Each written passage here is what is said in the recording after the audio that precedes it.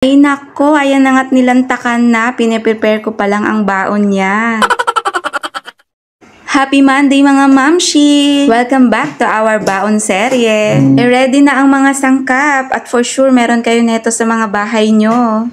Napakadali lang neto mga mamshi at pwede nyong gawin on the spot bago pumasok ang inyong mga anak. Actually mga mi, ito na yung last day namin last week sa mga ingredients na nabili ko. Since ginagawa ko talaga itong mga mi, hindi lang para magkaroon ng baon ng aking anak, kundi magkaroon din ng tamang planning budget for the week sa kanyang snacks. Kaya kung mapapansin nyo, from day 1 ay halos magkakaparehas yung ating mga ingredients, pero iba't ibang lutuin or snacks ang pwede nating i-prepare mga mi. Kasi good for 1 week na talaga yan, and that way, makakatipid talaga tayo. Plus, masisigurado pa natin na healthy talaga yung pinababaon natin sa ating mga kiddos. At kung napanood mo mi ang day 1 namin sa baon serye, maraming salamat at makikita mo doon na continuous talaga siya na nauubos ng aking toddler ang kanyang snack. So, tignan naman natin ngayong ika-5 araw niya kung mauumay ba siya sa mga inihanda ko sa kanya na halos pare-parehas lang yung ingredients. Pero as you can see mga mi, ibang recipe naman po itong gagawin natin ngayon. And since favorite nga rin talaga niya ang raisins, yan ang nilagay nating toppings. And para maging attractive din sa kanya yung snacks niya.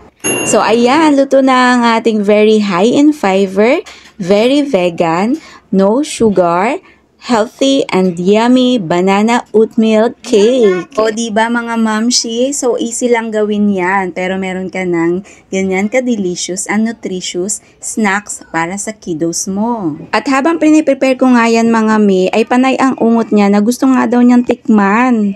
At ayan na nga, hindi na napigilan. I am always hungry. Fast forward mga mi, only to find out wala silang pasok ng Friday na yan. Kaya naman nasad talaga siya dyan at hindi niya talaga naiintindihan kung bakit. Kaya in-explain ko na lang sa kanya. Kahit pinipilit niya na meron nga daw silang class. Ay siya, ikaw na lang magklase siyan.